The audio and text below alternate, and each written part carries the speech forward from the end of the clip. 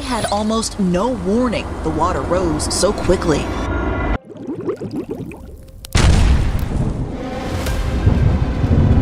It was just upgraded at 5 a.m. this morning to a minimal hurricane. Major hurricane. This is going to be one of our worst storms. Countries in the Horn of Africa are struggling with extreme drought.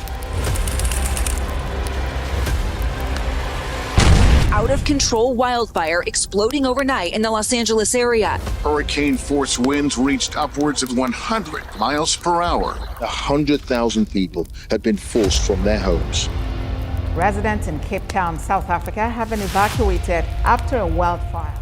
Tonight, Canada is putting out a call for help to battle massive preseason wildfires. Over 180 fires are burning right now, 90 of them out of control. It makes a place like Africa particularly vulnerable. In Spain, where at least 95 people have died in flash floods. Dozens missing after catastrophic flooding swept through southern China. Catastrophic floods in Europe.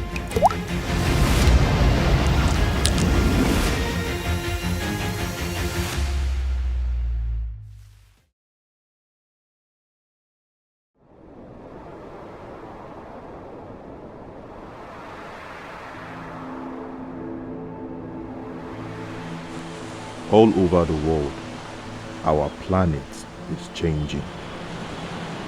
Big floods are hitting places in Europe like Spain and Germany. Hot, dry weather is burning up farms in Southern Africa. Huge storms are smashing into homes in America. Bad weather is not just a story anymore. It's happening right now. When it rains, it pours so much that it causes floods. And in other places, no rain falls for months, leaving everything dry and broken. This is our planet's new harsh reality.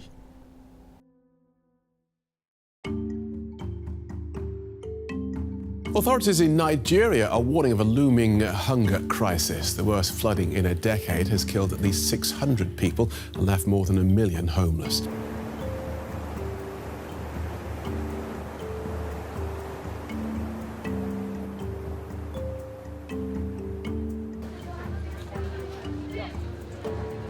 We lost everything. The families. We don't even have anywhere again to go to. The property has gone. We lost at least 15 from this house. I escaped with only my night dress. Right now, I can't identify where our home used to be.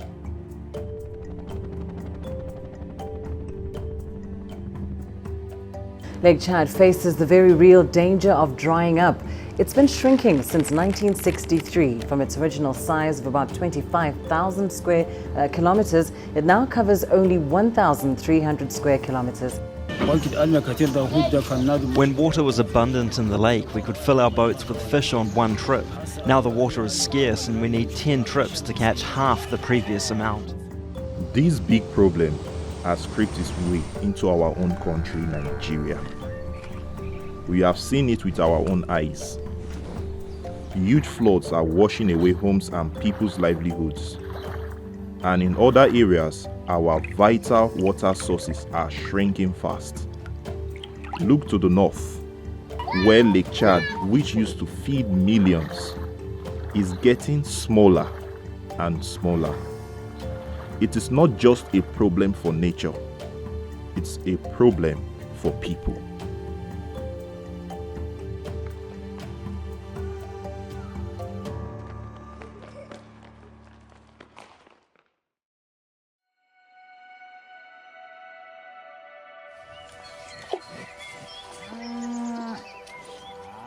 No grass, no water, and they're dying. One is lucky to make a few dollars if a cow is about to die, and a butcher is close by to slaughter it instantly.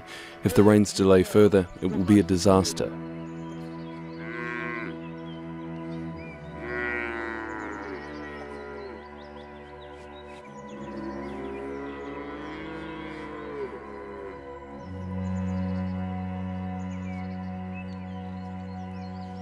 In northern Nigeria, the desert is growing bigger every day. For hundreds of years, herders have moved their animals to find grass and water. But now, their usual path are just dry land. Tsakanin Gamdu da Nishek Maino, da Fulanin da suke zama wajen sun kai mutum 10,000. Amma yanzu ba mu da mutum 200. Saboda me? Saboda rashin wajen da za su zanna, da wajen da za su yi kiwo, da wajen da za su shayar da dabbobin su ruwa. Misali yanzu a matsayina na Ba'ude, bari kama wani misali.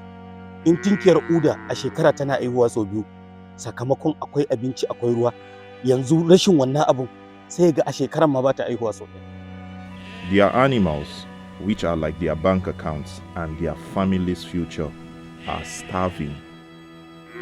For these herders, their cows are everything. And when the land can't feed them anymore, they have only one terrible choice: stay and die, or move south to find food and water.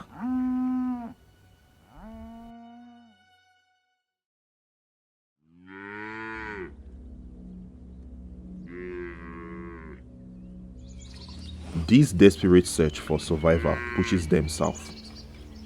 As their grazing land disintegrates, herders must move into new areas, looking for grass and water in the middle belt and even further down south. The Fulanis let loose their cattle to damage our crops. When you react, there's a fight. But you know, some farmers can't tolerate these sort of acts. They attack the herders and their animals. And you know, the cattle is the Fulani's most important asset.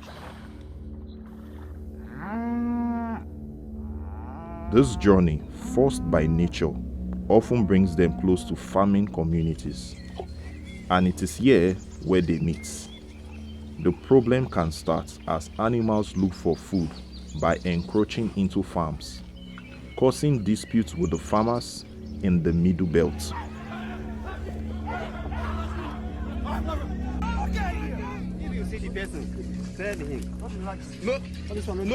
No be like this. Listen. Well, you not there. At the time, what I see. At the time, what I see for my family. Not sorry.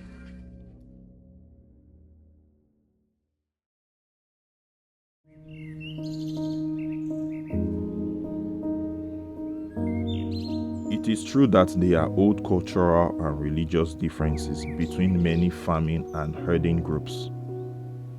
These differences are part of who we are as a nation. But the simple truth is, these old problems have become much worse because of climate change. When land and water are scarce because of changing weather, small disagreements can turn into big fights. Climate change is lighting the fire, turning a sometimes tricky relationship into serious clashes. As part of efforts to reduce our air carbon footprint and preserve the planet, some young students were engaged in tree planting and environmental cleanup exercise in Lagos State. The project, which is an initiative of the Nigerian Conservation Foundation, seeks to encourage the young generation to care and nurture the environment. So what can we do? Fixing climate change starts with each of us. We must all take simple, strong actions. Keep our environment clean, plant more trees to heal our land, and save energy in our homes by switching off lights and appliances when we don't need them. But more than that, we must remember to be our brothers and sisters' keeper. To understand each other's pain, knowing that these global changes affect us all. We must work together, not against each other, to find peaceful ways to live side by side.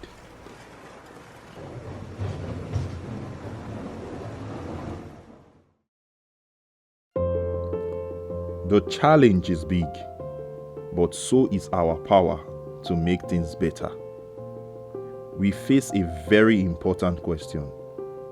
What will you do to help with climate change and its problems like conflicts between groups? Are you part of the solution or part of the problem? The choice and our future is in our hands.